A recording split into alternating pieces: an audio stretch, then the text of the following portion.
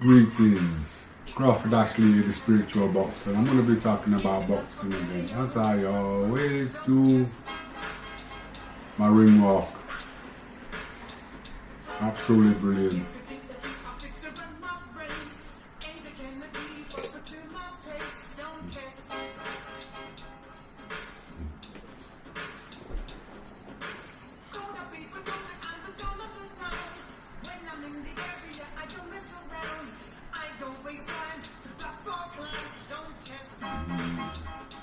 This was played, the first time I heard this played for me was the first British title fight.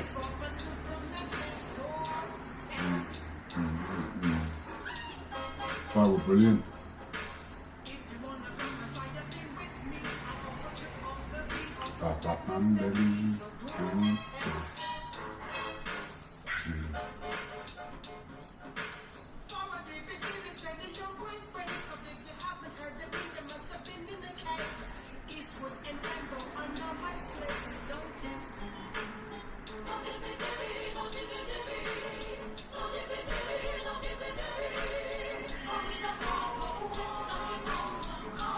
Absolutely brilliant, love it.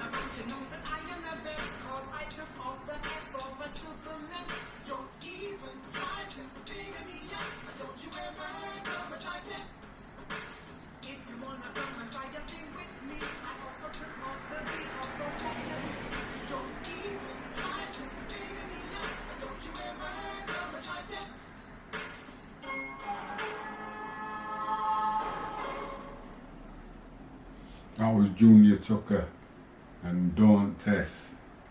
Brilliant, brilliant tune. Anyway, I'm talking about Frank Warren, Mr. Warren. After I boxed Michael Nunn, we signed a contract and the deal. He says, since you had an hard fight against them, I'll get you an easy fight. And I didn't even know I was boxing until the weigh-in. And there were Dennis Andrews. Now, Dennis stopped me in, I think, 3 rounds. But I put Andrews down in the first or the second, and both threw the towel in the fourth. But I had a migraine attack, and it was in the dressing room, and it's all down here, it was like, I don't know, blurred. And then big parts of his face was missing, and it wasn't a very good place to be with a migraine, but that's what happens in boxing. And no, I never told anybody, so the only person to blame was me. I kept my mouth shut. And then I didn't box for a while. I think I boxed Andrews in January, and then November I boxed Nicky Piper. And this is what makes me laugh about my manager, who's supposed to be looking out for my best interests. He's told me he's got me a British title fight when I'm #1 challenger. The title's vacant because of Maurice Corr giving the title up. A massive run around between me and Maurice and Frank. I don't know what Frank was speaking to Maurice about, but what he was speaking to me about was the kid didn't want the fight. I got ready for him 5 times. Frank Warren playing games again. So now he phones me up. He knows I've been in training, and he tells me that He's got me a British title fight. Yeah, great. It's against Nicky Piper. Yeah, no problem. It's in Cardiff. No problem. It's on such and such a date, and I haven't got a clue when this date is. You know what I mean? Between now and the date. But it wasn't long, so I says, alright, I'm going to training tomorrow. He says, no, when you in Cardiff tomorrow to a press conference. So I've gone, Frank, I need to go to training. He says, no, you need to get down to the press conference. If you don't go down to the press conference, this fight ain't going to happen. And they started to talk to me like I was some kind of dog. Now this little voice in my head just went, go down. Just go down and have a look. So I've gone down to Cardiff, and he's doing exactly the same thing with what he did with me, with Lyndon Arthur and Yard. Piper was his golden boy. I was the reigning undefeated British champion, but the title's vacant because I gave it up. He's challenging for that title, and they've got him like he's the champion. He goes into the ring last without even having to toss a coin. Everything was geared for Nicky Piper. And I'm at the press conference, and Frank Warren sat here, and Nicky Piper sat beyond. And one of the reporters asked Nicky Piper how he thinks he can beat Crawford. And he says to him, he's been training for the last 6 weeks. I found out last night, we both managed and both promoted by the same man. I found out last night he's had 6 weeks to get ready. I just looked at him and I went, you're gonna lose, you're a cunt, and sat back. Now my head's changed now. It's gone into, how the hell can he beat me? They've had to give him 6 weeks to get ready for this fight. How the hell can he beat me? There's no way on this planet he can beat me. None. And that was how it was, and he's supposed to be a clever kid, but to me he's not clever. And like I say, press conferences are brilliant. We've gone outside and we're doing eyeball to eyeball, and he's looking at me and he goes, how tall are you, Crawford? I said, I'm 6'3" and a bit. He says, well, I'm 6'3" and a half. I said, yeah, but mine's a fucking big bit. And his face, then I realised then he's not as clever as people make him out to be, because his observation skills were shit. I had 2-inch heels on my cowboy boots. Obviously I'm going to look bigger than him. So I mean, that was one thing that I found. And on the night of the fight, everything again was geared for him. But Frank made a big mistake. He started to mess with my music, my ring walk. You can't do that, mate. And I went out and they called me out, and then they played the music from the beginning, and I just went, nice. Tell me to play it from the start, else I'm not going out. So I think his name was, I can't remember his name, so I'm not going to say anything, but a really nice guy was on the mic, and he goes, Crawford, you need to go now, TV's waiting. I said, well, play me music. They started to play it, but not from the beginning. So I says, look, they need you now. I said, look, start the fight without me, I'm off. And I walked back into the changing room, and Bob just says to him, you better start the music from the beginning. I said, I was not going to go for the walk. So they started faffing around, and that's why on TV it was only 4 rounds. You know what I mean? It should have been live, but it was only 4 rounds. But when you start messing me about, sorry, there's a time when I just say no more. You know what I mean? I've gone to the ring, and then as soon as I'm in the ring, he's being rushed in, and the fight started. And if I've got it on there from the full fight, watch it. You know what I mean? I'd watch it twice. I'd watch it once without the commentating, and then once with the commentating, because you can see how biased they are and how they want it to be put to a certain way. And yeah, I was tied in the last round, and I lost. No, I didn't lose, I won the fight. I lost the last round big, but I won the fight. But if you actually look at it and slow it down, you don't catch me with that many shots in the last round. But the way he was going on afterwards pissed me off. He'd been beat and then he goes on for a world title fight. And he didn't deserve it. But yeah, he's saying to everybody, commenting that he could have beaten me if he had another 30 seconds. Like I was saying, he could have had another 36 minutes. Because if he knew I only found out about that fight the day before the weigh-in, and then I did that to him, what would it be like if I had 6 weeks to get ready for it? You know what I mean? Easy. And he knew that. But the things that I thought my promoters and managers made the mistake when they tried to get me beat is they just thought I was a fighter. I had a big punch and I couldn't box. But I boxed different from everybody I boxed. There was a different style, a little bit, something different. Because it's about self-defense, it's about defending yourself against these people. But I'm digressing, I'm going off track, I'm talking about Mr. Warren. So I beat Nicky Piper now, and we'd signed a contract that I was going to defend the title within, I think it were 8 weeks, against a notable opponent, and then defend it again within 8 weeks. And I never. The time thing on the contract ran out, but he kept putting in little fights, meaningless fights against people who, you know what I mean, no problem. Every fight was, the next fight was the promise of the big money, but this is little money. He even did it with me against Mike McCallum. I spent a fortune getting ready to fight Mike McCallum, and then the day of the weigh-in, Frank said he didn't turn up. Did Mike even know about the fight?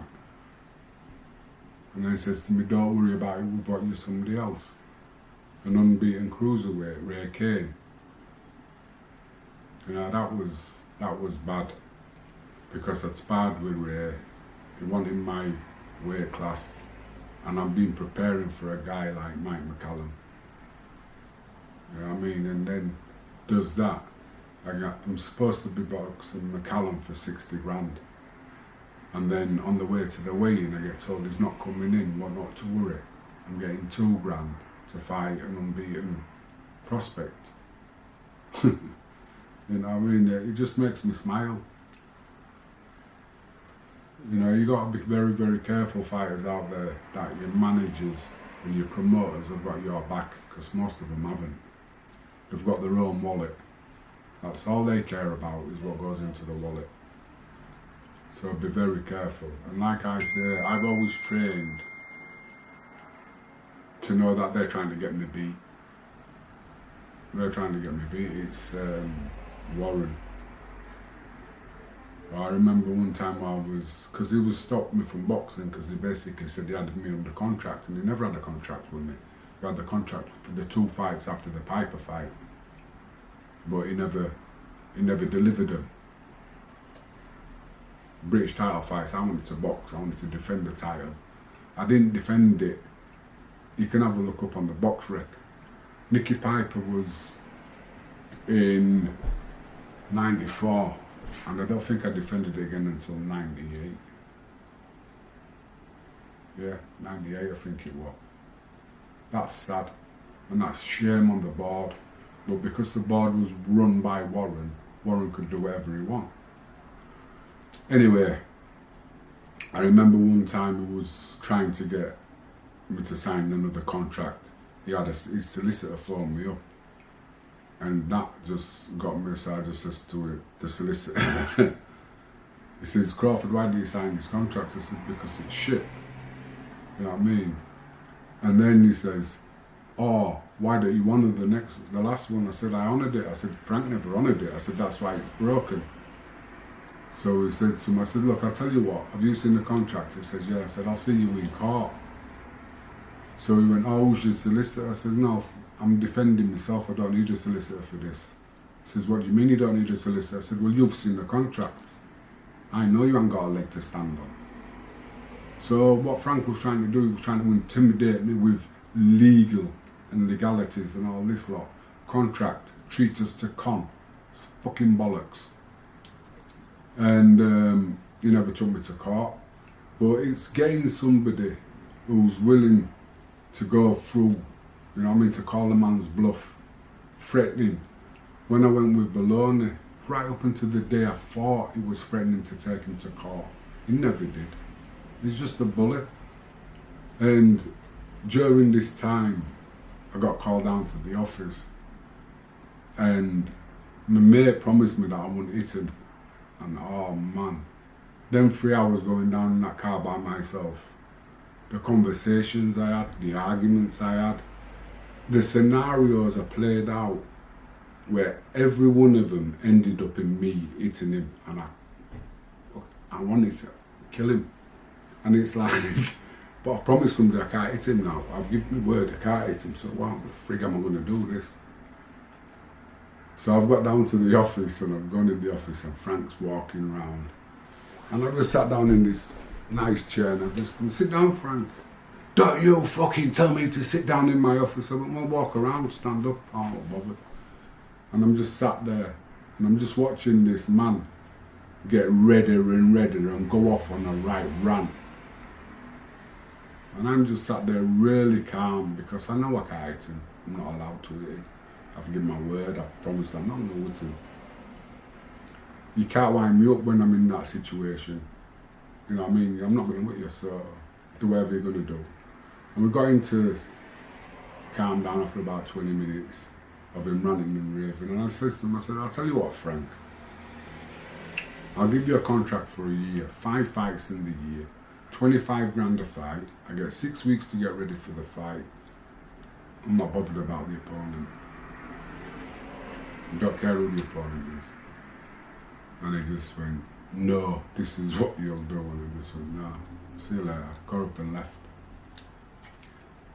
But that thing with a man who feels like they have control over you and they can do whatever you want. You see, Bob and Frank had been working together for ages, because Bob Paget, the last trainer, set Frank up.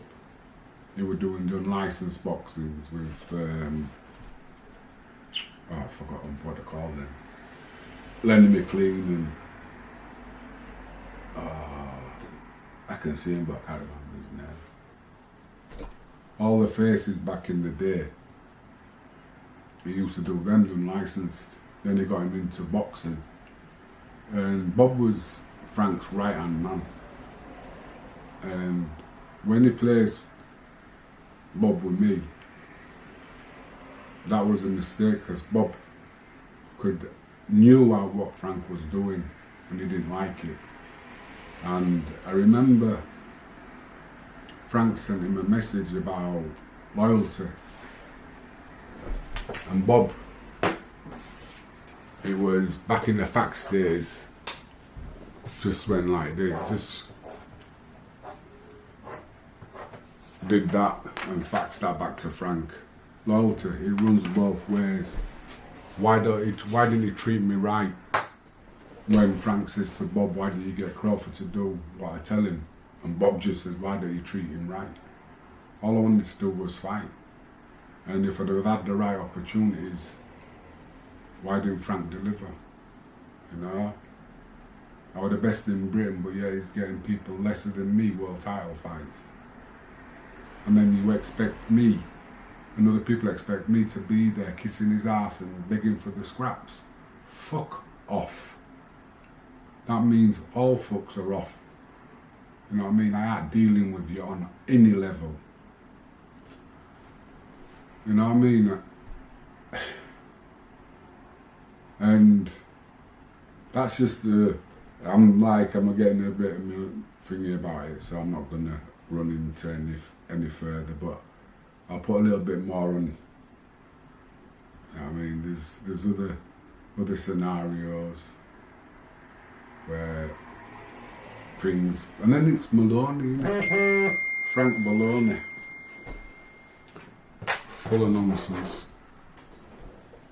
Oh, all right then. Like I said, if you can't be yourself, be brilliant, and hopefully I'll see you tomorrow and on the next one. Bye.